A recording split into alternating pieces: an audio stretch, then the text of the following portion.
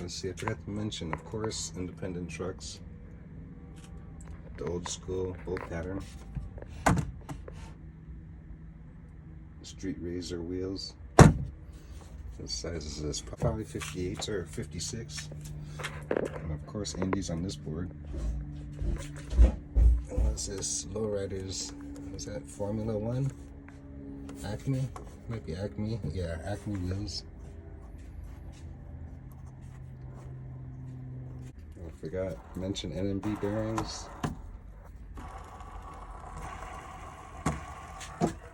That's all I ever use was NMBs. Still going good. Also, this board is a slick bottom board. Forgot to mention that's a slick bottom, and then this one has mini ribs, Powell rib bones.